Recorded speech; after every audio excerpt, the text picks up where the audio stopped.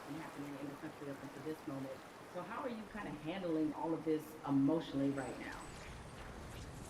Man, as an American, it's hard because it's just it's a growing pain of sorts. You know what I mean? We know that our country is progressing. We know that on the other side of that progression, that we all are going to be better. I think our community and people who are essentially descendants of the cornerstone of this nation, and the cornerstone of this nation is the Constitution is important, the founding fathers was important, but free labor allowed all that to stand. And as a descendant of a slave, and then when I say descendant, I don't mean anything long. My great grandmother taught me how to sew a button on a shirt as she was sewing blankets that we still use in my house. Her mother was born enslaved.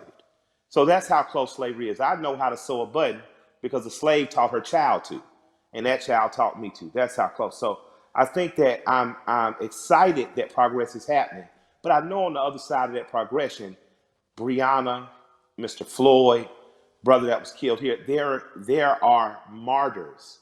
And we've long been martyrs for the progression of this country. And I hope that as we enter into another martyrdom, another black person has died at the hands of the state. I hope that we enter this coming out determined to see justice on the front end and not only when we're angry. I hope that coming out of this, the young people that are in the streets organizing, continue to organize in the time of peace like they are in time of war, because they're organizing effectively. They're causing systemic change in the immediate and not some protracted campaign. And I support that. And plot, plan, strategize, organize, and mobilize. And as long as you keep doing that, you're going to capitalize off the gains that you're making. And I appreciate, and I don't mean capitalize in a monetary way. I mean, these kids are capitalizing, progressing. Organizers on the ground level who've been working for years to campaign around police brutality and violence have in an instant been able to organize people to progress law. Yeah, it's been a lot of impressive moments. I mean, you mentioned about how the young people, they're so organized. Because I think about the progression from, say, Ferguson to now, and it's been pretty Yeah, outstanding when you think about absolutely. it. What has impressed you the most about what you're seeing right now? What has impressed me Mhm. that in '92 we rioted in Atlanta. There were riots in other cities. There were riots in Los Angeles. But there was such a stronghold on information. Local news wouldn't let what other cities know until after it was over. What's impressed me is the ability to use technology. We haven't gotten as efficient as Hong Kong, but it's coming. You are seeing at a day and age where in an instant people are able to mob on a place, people are able to say what needs to be said and go and get ghosts. You're seeing in an instant what our grandparents were able to do. Like we have a house party app in which people can sit down on that house party app. You can organize with those 8 people to know what are we going to do in school, what are we going to do in local school boards, what are we going to do with city council. Our grandparents used to have to do that in the basement. Now you're able to do it over your phones and organize effectively and immediately. So I'm impressed by the level of organization I've seen. Because when I was an organizer at 15, 16 years old, we'd have to literally meet for 30 days to plan something that you might strike that might be 3 hours or even 30 minutes, but you're constantly there. These kids are able to do it, and these young people and these organizers are able to do it in a blink of an eye. But that only happens when you train like Floyd Mayweather. Organizers are like Mayweather. They never not training, and I think that these are the people, again, that we should be looking to follow in these times. But you dropped the mention of the House Party app. Mike, are you on House Party? You use it? I just found out about it. I got the cool people in my life helped me to what's new. The two apps I'm most interested in right now are House Party, and there's an app called Convos that allows me to speak directly back and forth with people. That's a lot cooler than sometimes Twitter where stuff gets lost in translation. But I'm still over there tweeting with the angry moms and dads. Shouts out to the old folks. I think about where activism was on this issue in particular when Ferguson happened, and looking at it now, and it's while there was definitely a lot of positives that came out of Ferguson, particularly the Black Lives Matter movement. Seeing the level and the difference is that clearly there was a lot of lessons learned there, and they've Yeah. applied them now, and so there it definitely seems much more cohesive, and that's been impressive. What has impressed you about what you're seeing, especially from these young people who really have seemed to seize this moment? What I've seen be most beautiful about this time is kids have the ability to adjust and move and be like water. They're truly plotting, planning, strategizing, organizing, mobilizing. The skateboard kids came in. Usually you would see in the 60s, black people who look like me and you. We'd make public protest. We'd get our heads split open. Sympathetic whites and allies and people who truly believe in freedom, justice, and equality entered the stage. Now, not only are you beating black people, you're dragging off white people. Like, and it became a tapestry, a unified front to give us our most basic civil rights and acknowledge our human rights. That tapestry is happening again, and it's happening in a bigger and better way. I was talking about those skateboard kids. I saw those kids first come in as defenders. When police were hacking with people with batons, they held up the skateboards to protect them. Most kids who skateboard, my kids skateboarders, most skateboard kids in South don't look like me, right? But I saw the skateboard community literally come in and save protesters from beatings.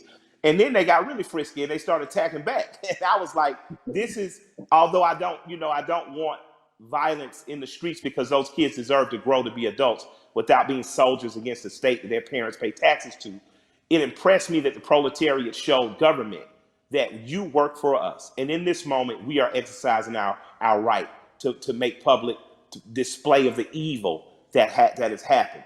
It makes me proud that I live in a country that has long promised equality, rarely given it to people who look like me, people who don't look like me defending it. You made an interesting note and observation about the skateboard crew. And I think anybody who's watching has noticed that it's not just black people who are out here No, protesting. Like it's this not. is It's a tapestry of people.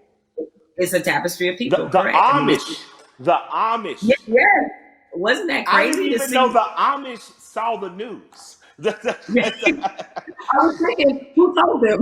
Right? I was like, Yeah. how did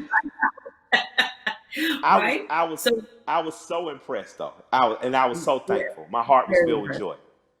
Yeah, so you're seeing all these different types of people that you never thought this issue would resonate with them. It kind of reminds me of your music. Your music is unapologetically pro-black, unapologetically, Yes, right? But absolutely, yet, when absolutely. you look at a Killer Mike fan, it's across multicultural section of Yes. people. Why do you think your music is able to resonate that way, despite the fact that you are also clearly talking to your people?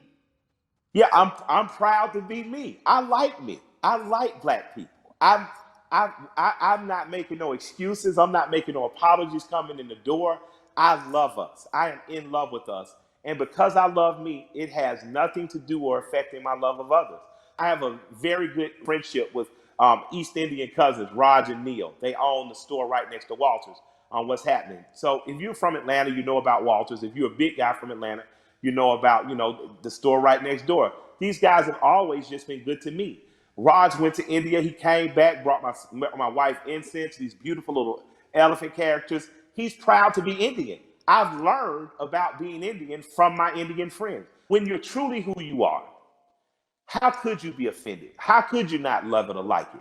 Like, man, I'm a part of the original people on earth. I'm from the continent that birthed all humanity.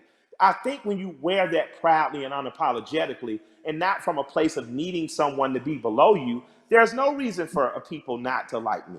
I like you. I got plenty of heroes that don't look like me. There's a portrait of John Brown on my wall in my basement. I thought he's a hero. He doesn't have to look like me. You know what I mean? But I refuse to act like people who look like me aren't great. I didn't say good. I didn't say good enough. I didn't say equal. I said great.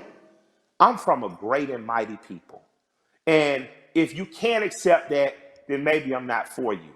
But I believe that because I am simply who I am, I believe that that gets accepted. Because you know what? I remember being on a tour bus, and I'm on there with a bunch of Northeasterners because of course, my rap partner's a white guy from Brooklyn. And we're on there and they're watching Swamp People, and everybody's laughing. And I come up and stagger into the front, and I look at it and I start smiling, and I look at the room and say, I got more in common with them than any of y'all. And I just walk to the back. Now, because it's the truth. I'm a Southern boy. My grandparents from Alabama and rural Georgia. I grew up more like people on those shows. So I think across cultural lines and across racial lines, people identify with me, but just because I'm your typical American guy. You know, and I have some special things. I'm not going to deny that I'm special. I was a smart kid, went to Morehouse, had an understanding of some cool stuff. I married a beautiful woman, that helps, But I think that ultimately what resonates with people is that I'm a regular guy. One of my best friends is from Brooklyn. So I think that people understand that I have the ability not to look past who you are culturally, but to look at it and love it and learn from it without wanting to co-opt it or be it. What you're talking about, in a very succinct and robust way, is really allyship, and that's been a Absolutely. word that, yeah, you have a lot of. It sounds like you have a lot of really great allies that are in your life now. In this moment, I've gotten the question constantly. I assume you have too, about how to be an ally. What do I have to do? Right? I've had so many conversations with white people, like really good friends of mine, in the last Yeah. 2 weeks, where all right, guys, I appreciate your enthusiasm, but Yeah, but hold on. hold on a second, just relax. Absolutely. But I, that, nevertheless, that being said,